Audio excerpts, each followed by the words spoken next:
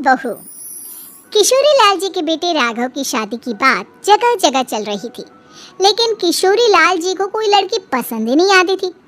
और उसकी एक ही वजह थी, किशोरी लाल जी का लालची होना।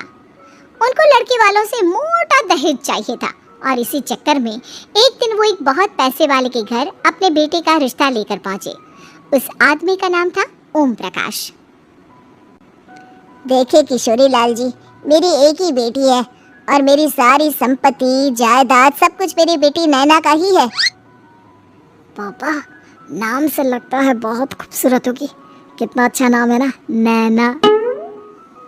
ओ वैसे बात तो सही है आपकी। अब इतना पैसा है, ज़मीन जायदाद है, इकलौती बेटी, आप भी क्या करेंगे? सब कुछ उसे ही देंगे ना। बिल्कुल ठीक पहचाना आपने। बस बेटी की शादी और सारी जायदाद उसके नाम। पापा, बिना देखे हाँ कर दीजिए ना। इतना अच्छा रिश्ता फिर कहाँ मिलेगा? माला माल हो जाएंगे हम। मैं अपनी बेटी को बुलाता हूँ। अरे नहीं नहीं नहीं नहीं, आपकी बेटी का नाम नैना है, सुनकर ही लगता है बहुत सुंदर होगी। रहने दीजिए अंकल, मैं तो आपकी बेटी के नाम से इतना खुश हो गया हूँ कि उसे बिना देखे शादी करने को तैयार हूँ।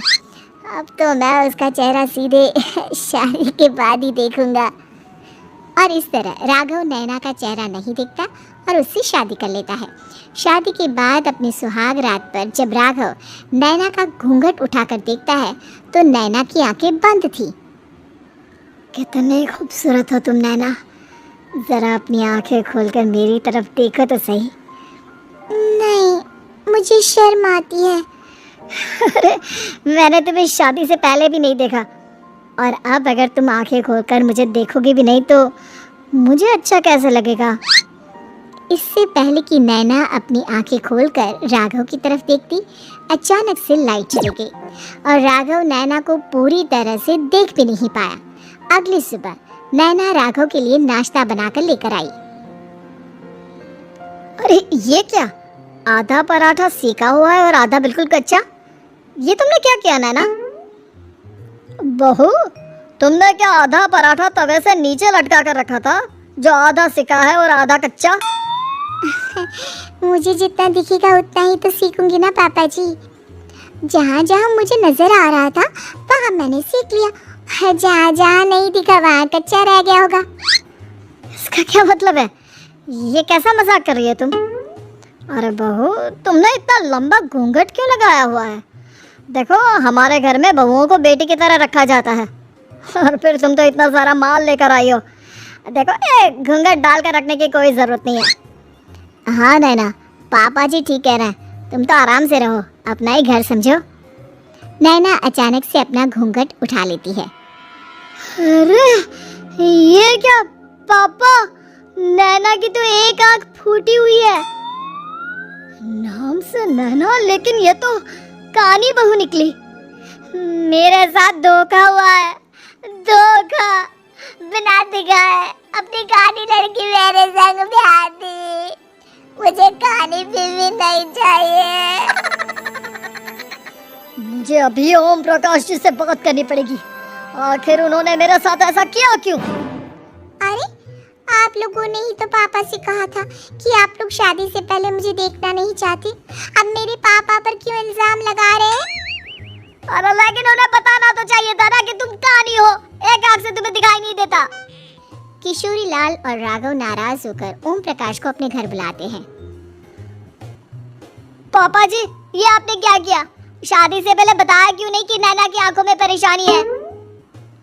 अरे आप ही ने तो लड़की देखने से मना कर दिया था। और लेकिन आप बता तो सकते थे।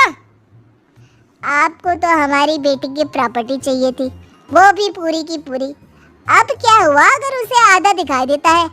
प्रॉपर्टी तो आपको पूरी मिल गई ना। और ये क्या बात हुई? मेरी शादी प्रॉपर्टी से नहीं, आपकी बेटी से हुई है। अब ये तो पहले सोचना चाहिए था, तब तो मेरी प्रॉपर्टी देखकर तुम्हारी जुबान लपलपा रही थी। लेकिन मैं कानी लड़की को अपनी बीवी बनाकर नहीं रख सकता। पापा कुछ करिए ना आप। हाँ करता हूँ। देखिए ओम प्रकाश जी, आप हमारे साथ ऐसा नहीं कर सकते।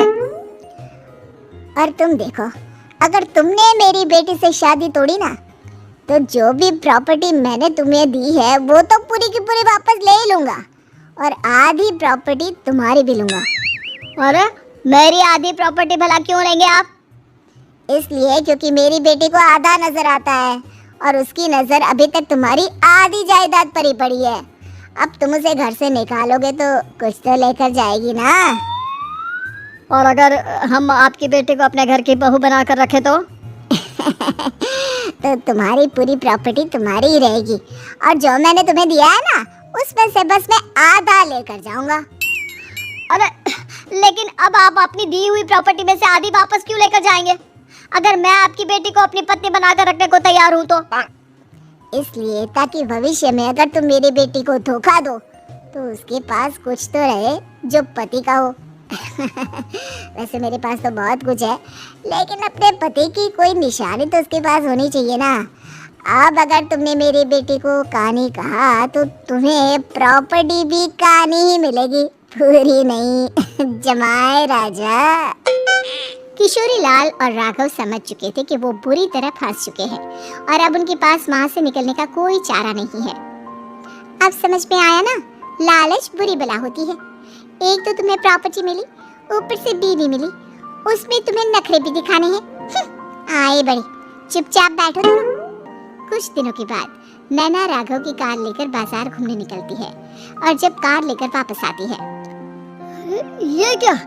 एक तरफ से मेरी गाड़ी पूरी खराब हो चुकी है। लगता है तुमने मेरी गाड़ी को किसी दूसरी गाड़ी के साथ एक्सीडेंट किया है। अरे अरे कितना बड़ा नुकसान कर दिया तुमने बहू। वो क्या है ना पापा जी, मुझे एक आंख से दिखाई नहीं दे रहा था, सामने से गाड़ी आ रही थी। मुझे तो सिर्फ आधा ही दिखाई दिया और वो गाड़ी मेरी कार से रगड़ते हुए निकल गई। अब मैं क्या करूं बताओ? आप इसे ठीक कराने के पैसे कौन देगा? तुम्हारे पापा? तुमने मुझसे इस तरह से बात की? अभी रुको। नैना राघव की शिकायत ओम प्रकाश को कर देती है। देखो राघव, अब जो मेरी आधी प्रॉपर्टी तुम्हारे पास थी ना, उसमें से आधी और मैं लेकर जाऊंगा, क्योंकि तुमने मेरी बेटी को डांटा। अरे नहीं नहीं पापा जी, गलती हो गई, माफ कर दो। गलती की तो कोई गुंजाइश ही नहीं। अगली बार मेरी बेटी को डांटा तो बची हुई आधी में से आधी और ले जाऊंगा। लालच के चक्कर में हम दोनों ने बहुत बड़ी गलती कर दी बेटा। एक तो तुम्हें कानी बहू मिली और ऊपर से जो माल मिला वो भी काना। इस तरह राघव की हर एक गलती पर ओम प्रकाश उसकी प्रॉपर्टी का आधा आधा हिस्सा लेकर अपना सारा माल वापस ले गया और राघव को कानी बीवी से काम चलाना पड़ा। भाई लालच वाकई में बुरी बला है।